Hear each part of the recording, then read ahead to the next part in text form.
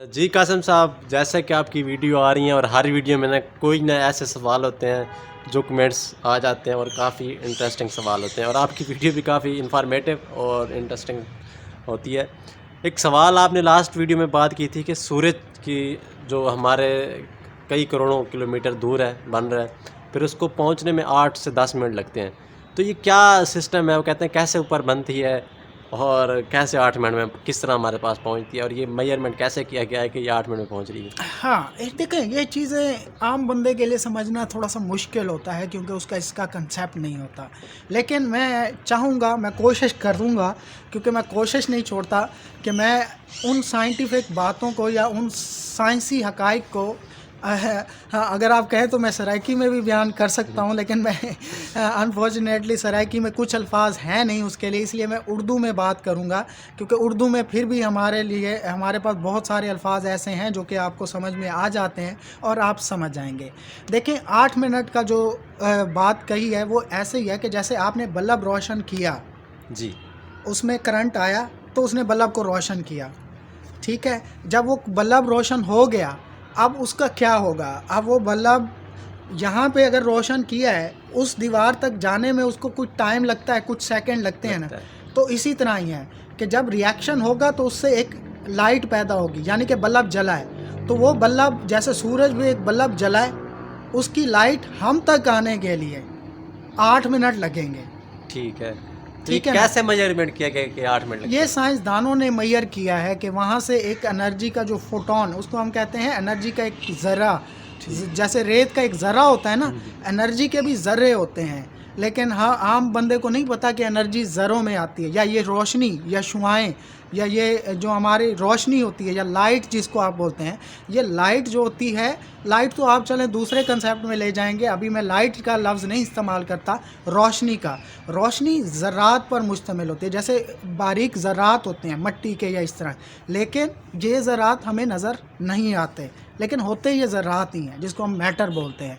तो वहाँ पे रिएक्शन होता है, जैसे मैंने आपको कहा ना, दो ज़रात आपस में मिलेंगे, ठीक है, और उन दो ज़रात के मिलने से जो एनर्जी पैदा होगी, लेकिन सूरज में कोई एक दो ज़रात नहीं मिल रहे, वहाँ पे अनगिनत अरबों खरबों, अनगिनत नहीं कहूँगा, खरबों आपके कंसेप्ट में आ सकता है, जहन में आ सकता है खरब क्या होता है, और उन खरबों को भी खरब मिला लें तो इतने जब रिएक्शन हो रहे हैं ये सूरज पे, इसी वजह से तो सूरज हमारा रेड नज़र आता है या पीला नज़र आता है। वहाँ पे क्या होता है कि जो गैस होती है, जैसे आपके मिसाल के तौर पर फ्रिज में गैस इस्तेमाल होती है, या जैसे एलएनजी या सीएनजी पे आपके रिक्शे चलते हैं, वो कैसे चलते हैं?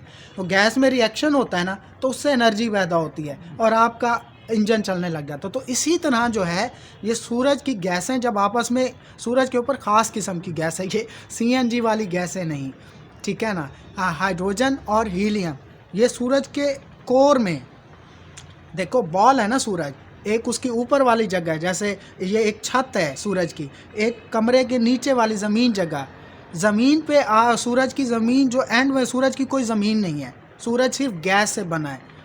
सूरज ऐसे समझ लें कि गैस का गोला, जैसे आप सिगरेट पीते हैं और मुंह से ऐसे धुआं वो निकाल रहे होते हैं ना, और वो धुआं इकट्ठा होता है, तो ये सूरज ऐसे धुआं ही है, ठीक है। इसमें कोई, जैसे हमारी ज़मीन पे पत्थर या ये चीज़ें हैं, ये चीज़ वहाँ पे नहीं है।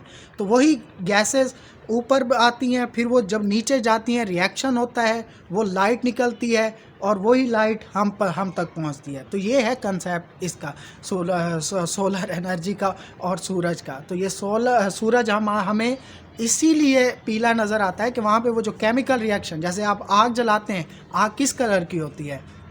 इसी कलर की होती है ना जिस तरह सूरज का कलर ऐसे है, ही है।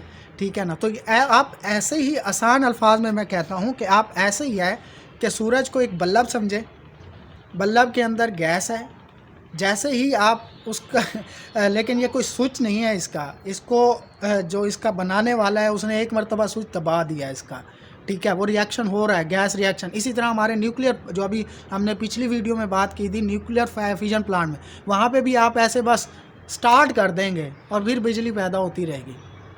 सही है ना। सही। आपको फिर पेट्रोल डालने की ज़रूरत उसमें नहीं है, वो बिजली पैदा हो रही है। जिस तरह सूरज में बिजली पैदा हो रही है, वो रिवर्सिबल एक चेन रिएक्शन चलने लग जाएगा।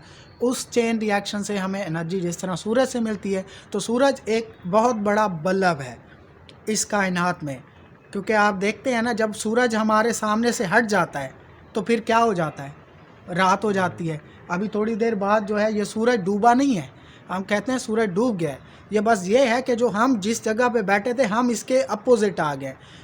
अब हम इधर बैठे हैं तो सूरज ने यहाँ पे रोशनी दी, तो आपको यहाँ पे दिन नज़र आए।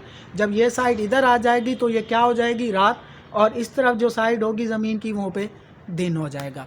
तो ये एक बल्ब है जो कि हमें हमारी दुनिया पे रोशनी देता है। और फिर आप अंदाज़ा लगा सकते हैं, जिस तरह हम इसके जरिए से सोलर इलेक्ट्रिसिटी पैदा करते हैं। अगर सूरज ना हो तो ना पौधे हों, ना खाने की कोई चीज़ पैदा हो, और ना ही हमारी इवन कि हमारी ज़िंदगी भी जो है मुश्किलात का शिकार हो जाएगी, जीना भी जो है मुश्किल हो जाएगा।